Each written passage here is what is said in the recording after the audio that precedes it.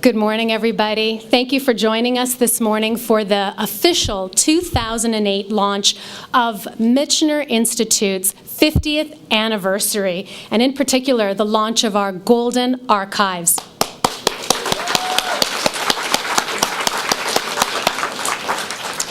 My name is Ileana Arapis. I'm the Director of Communications and PR here at the Michener Institute, but I'm also very privileged to be the co-chair of the 50th Anniversary Steering Team, alongside my co-chair, Wadasi Ephraim from the Development and Alumni Relations Office. Today, I'm delighted to be your Mistress of Ceremonies for the program today, and you can't really talk about archives without talking about history. Kurt Vonnegut once wrote that history is merely a list of surprises. It can only prepare us to be surprised yet again. Given Michener's history and our hope for the future, we're all about surprises. We always have been, and we probably always will be. Our theme this year is celebrating educational excellence and inspiring healthcare transformation. And no two people have inspired transformation in the applied health sciences more than Dr. Paul Gamble and Dr. Diana Michener-Schatz, who are here with us today. They are both two of Michener's presidents, present and past respectively, and I now hand the podium over to Dr. Paul Gamble.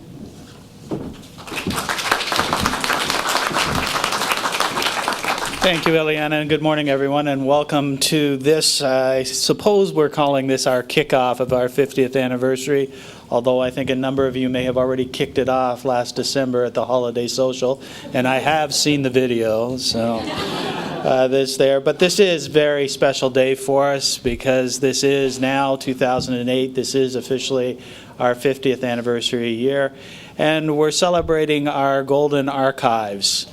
And I challenge all of us not to sometime this year call it the Golden Arches, but we'll go beyond that for a while. I really want to welcome everyone that's here, the staff, the faculty, the alumni.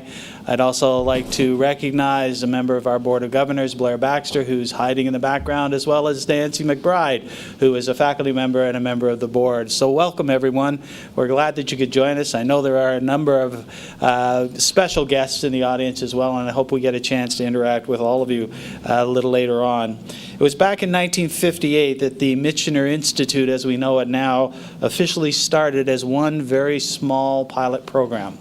In fact, small is the really best descriptor. It was 7 individuals, and it was at a program of medical laboratory science, and it was at the Toronto General, and all of those students were in fact sponsored by the Toronto General. It was the pilot. It's what began it all. If we fast forward now to 2008, in that same program, in our MedLab program, we now find that we have over 160 students and 23 clinical sites across Ontario. In 1972, as most of you know, Michener was still known then as the Toronto Institute of Medical Technology, and it was under that name that in fact we moved into this facility, into this building. It was commemorated by the Governor-General of Canada at the time, and I believe if you get a chance over in the display, you can actually see the program from the official opening of this building.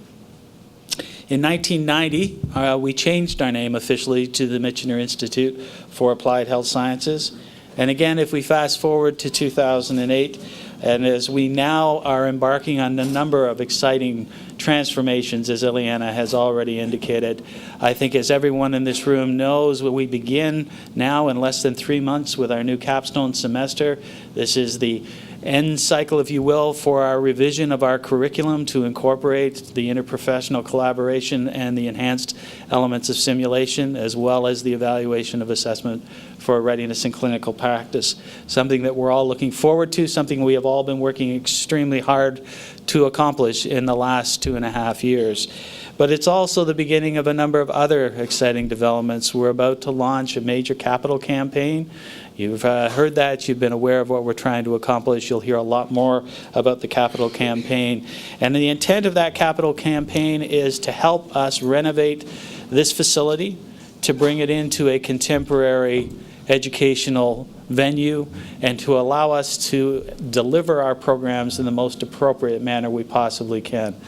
I don't know if a number of you managed to catch the news in the Globe and Mail this morning, but about the time I'm speaking right now, the Minister of Training Colleges and Universities is apparently over at George Brown announcing the government's commitment of $200 million for the capital redevelopment of colleges and universities. Well, we don't get a piece of that pie because we're not a college, we're not a university, we're funded by the Ministry of Health and Long-Term Care, but we will ensure that we get our share through that ministry to help us continue to make our contribution to post-secondary education here in the province. Now, I've been asked to share with you just a couple of comments since this is the launch of the Golden Archives and our 50th anniversary, and the question I was asked was, when did I first hear about the Michener? And I had to think about that for a while, and I recognized that, in fact, when I first heard about it, it was still TIMT. And it was back, I believe, in the summer of 1977. I was working as a student in a public health lab in Peterborough, and there was a young woman in that lab that I kind of was fond of. We started to go out, and she was taking a correspondence course at TIMT. And I remember her working on that course through that summer and through the fall. And I'm pleased to say she did well. I'm also happy to say that I happened to marry that woman. It's now 29 years in June. So I've had a pretty long recognition of TIMT and ultimately the Michener Institute itself. I'm about to introduce you to Diana Schatz, our special guest today. And as you heard from Ileana, Diana was the first and the founding CEO and president of the Michener Institute. I'm sorry, our second president, Renata Krakauer, couldn't be here today. That would have given you kind of the full history of the CEOs of this organization, but I know Renata's here in spirit as well. Ileana also asked me to say a few words about when I first met Diana. So I had to think about that one for a while, and I've known of Diana when I was over at Ryerson running the health service management program from the early 90s. And I believe we met in a couple of passing acquaintances, but the first time I really recall sitting down and having a prolonged conversation was shortly after I was hired by the search committee to come here as your third president and CEO. And Diana graciously invited me over to her home in the summer of, I guess it was 2003. And we sat down for a couple hours and we talked about the organization. And we talked about the history and we talked about what it meant and what it could contribute. And I think at the time, I certainly felt that this was a kindred spirit. This was someone who was reinforcing what I believed I knew about the Michener, and she was embodying it and sharing it with me. And so we had a wonderful afternoon as we talked through that. And the other remembrance of Diana I had happened during that period as well. And several people told me, warned me, cautioned me that when I got here, Diana's ghost would be in the building. That her soul and her spirit was everywhere, and to look out as I walked around corners or into dark areas of the building that her spirit wouldn't be there. Well, I've got to admit that's true. You're not here very long before you realize the impact that she's made not only to these professions in this organization and what we've done and what we continue to do, but I have to say it's a very benevolent ghost. It's a very friendly ghost and someone I'm very pleased to call a friend. And so welcome, Diana. Thank you for joining us here this morning.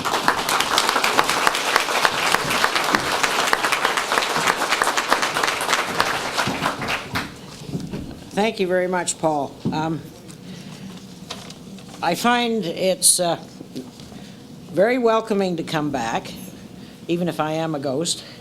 And they look after me terribly well, better than I think I was looked after when I was actually here working. They open doors and make sure I have a parking spot and so on. And one of the nice parts is somebody else has to make the decisions, which I don't have to make any. Theoretically, I've passed that age level when your brain gets foggy and is no more any use to anybody. So it's very nice to be back. I really enjoy seeing people who were here, hired when I was here, students who come up and tell me they graduated in the 70s, the 60s. And It's a friendly place. And I think that is number one of importance, and I'm very pleased to see that friendly place is continuing on. I meant to do a little reminiscing. Paul has done a very good job of describing what has happened, and if you're in my shoes, you can only be very proud of the staff, the students, and the administration today, because you are responding to a healthcare field that needs you. You're going out with intelligence, you're not cowed by it, and you will contribute. And probably that is one of the greatest things for a person to have as a legacy, that the thoughts, the ideas are doing people, patients. I can't call them customers, I'm sorry. I'm too old. They're patients, and they need you, and it's very good to see you respond. But you know, it started on a shoestring in 1958. We had no budget for the first 6 years. It was hidden under the budget of the Department of Labs at TGH. The lab at the time I came, and you will not believe this, for the whole of the Toronto General, consisted of 3 rooms in the basement of the private patient's pavilion. 1 room was chemistry, 1 was hematology and blood bank, and 1 was microbiology. And you could probably put all 3 of them in this lobby and still have a little room left over. We decided in the 50s that something had happened. There were 3 things, actually, that happened. First, science had suddenly started to give us a clue as to how the human body worked. I don't know whether any of you can imagine taking biochemistry when the structure of DNA hadn't been found or elucidated, or coenzyme A was just being discovered. We didn't know half, a third of what you know today, but we saw it coming, rather like a boomerang, down the corridor in the pavilion. The second thing was automation and computers. We bought an autoanalyzer at Toronto General, the first one, and it only did blood glucose. Gee, that was a small automated machine. And it sat on our desk because there was no space for it anywhere else. But at that time, Toronto General had decided it needed a lab. And the Norman Urquhart building, I don't know how many of you have been in it, was built, and the labs were moved in the early 1960s to take the whole of the 12th and the 13th floor. So we went from a small 3-roomed laboratory into a big, expansive, well-organized, departmentalized laboratory. Different. And apprenticeship training, which was the mode, would not give us what we needed to respond in that time. And so a series of downtown Toronto people, and I was just hired, I just graduated, got together and we took in 6 students and we decided they needed to learn something about science, something about physics, and a few other things, something about ethics. We used to hide all of it under a lovely topic, and I don't suspect you have it anymore. It's called general knowledge. If you don't know where to put it, stick it down under there. Those students graduated. And we followed the students for the next 4 years at TGH, and out of that came an idea that was accepted by government to form an institute specializing in applied health sciences. We had been talking to the radiology people. We had been talking to, I should say respiratory therapy, but they were called oxygen orderlies at that time, and we had to up their name a bit, but they've made a significant contribution. So we had then to find a home for the beginning while we tried to build this place. And we didn't have a home, a real home, until we moved in here in 1972. This building was designed in '68. It cost it was going to cost $12.5 million, but the government cut us in '68 and said you can't go. And then they took away everything but $9.8 million. So we started building late '70. We moved in '72, and this building today costs, we won't ask what it would cost, but it was equipped and built, and we then had a home and a being. In the meantime, I've got to congratulate the early people of the Institute. We had a school in the public health labs at Resources Road for a while. We had a school in a synagogue, and we used the bar mitzvah room for the microbiology lab.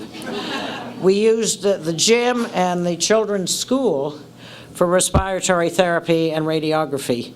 We had to buy new chairs. They wouldn't fit the students. But we finally, and my office was moved down here to Dundas Street, and it became a detox center after I left, so heaven knows what. But the point was, the people made a go of it, irrespective of their situation, and I'm very pleased to be part of today to collect the archives. Sometimes we store them downstairs, we forget them. But I think the initiative of your early staff, your early clinical sites, and the risk they took, irrespective of whether the funding came. Thank heavens we were in Ministry of Health, because they didn't think much about education, and so they didn't put many rules and regulations on us, and it allowed us a little freedom to make decisions, which I think were made well.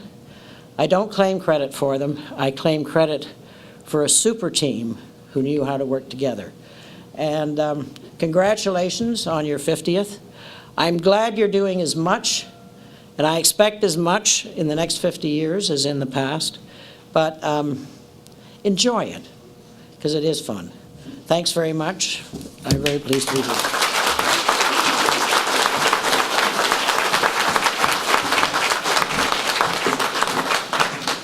Thank you, Diana, and thank you for that challenge. I think we all appreciate that and recognize what we have accomplished, but what I believe we still have the potential to accomplish. So hopefully we'll be able to give you some evidence very soon about how we are, in fact, continuing to move forward on the challenge.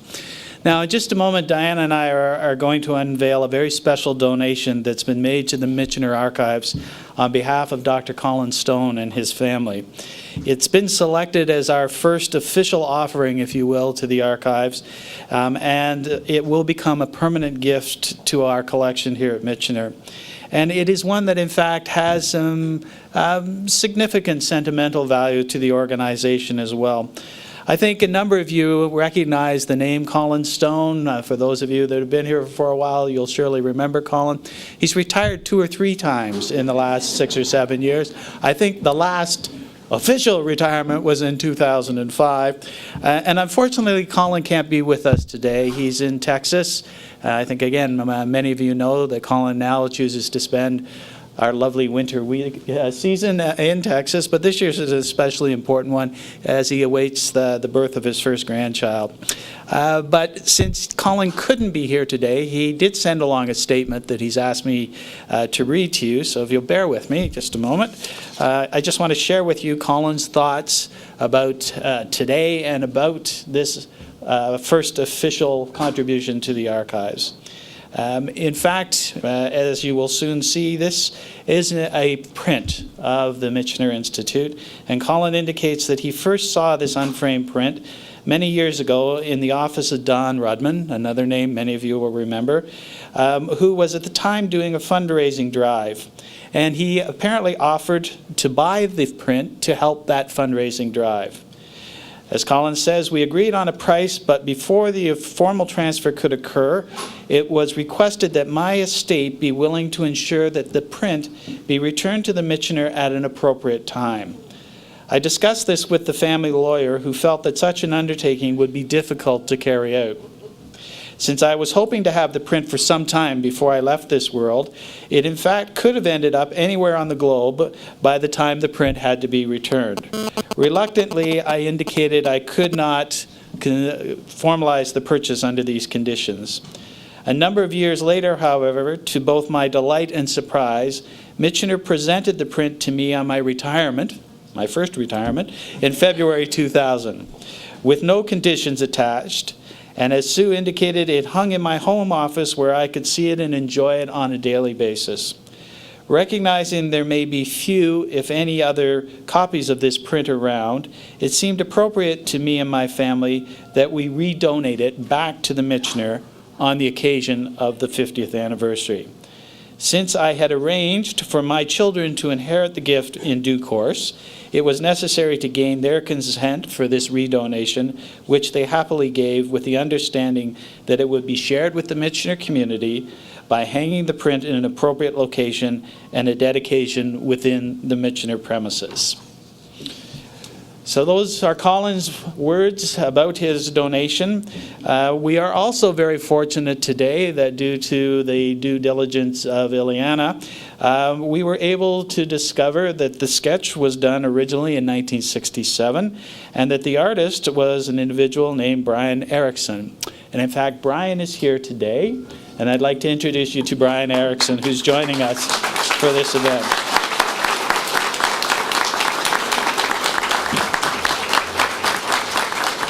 So now then, if I can ask Diana and Brian to join me on the stage, we'll unveil the print so you can see our first official contribution to the archives.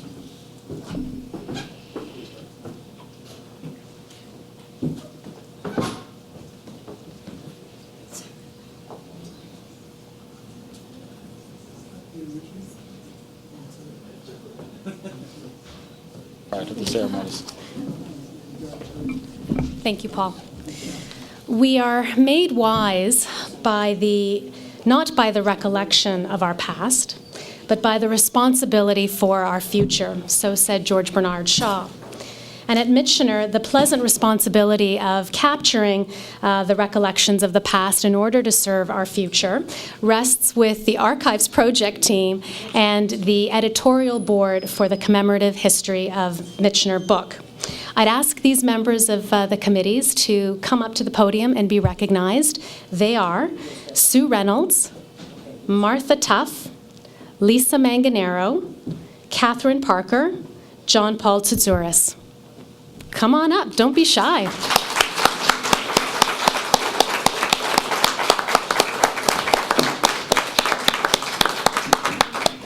And for those of you who have not yet met Martha, this is Martha Tuff. She is our archivist and will be helping to unearth many of Michener's mysteries and surprises. The LRC will be accepting memorabilia and donations of artifacts to our Archives Project for the remainder of the year. And so for those who do contribute a memento, between now and March 31st, your name will be entered into a draw to win an iPod Nano, thanks to the generosity of Canada Life and through the Development and Alumni Relations Office. If you have a Michener memory or story that you'd like to share, we've actually set up a Michener memory booth, which is in the Transformation Gallery. By all means, please take a moment to record that memory. We hope to be able to use that for videos in the future and for our big gala, which is in November. For joining us today, we actually have a special promotional item. So for that, you may see Lisa and or Mike at the end of the event. And if you'd like to participate in the 50th anniversary activities, be sure to talk to anybody wearing a gold scarf. They are members of the 50th anniversary steering team and would be happy to assist you and sign you up for a whole bunch of activities that we'll be having throughout the year. And to conclude, I'd just like to thank Paul, Diana, and Brian Erickson, all the faculty, staff, and the alumni and guests who've joined us today for the launch of our 50th anniversary. I'm going to leave you with one last quote. I couldn't resist. This one's from Bill Keane. Yesterday's the past, and tomorrow's the future.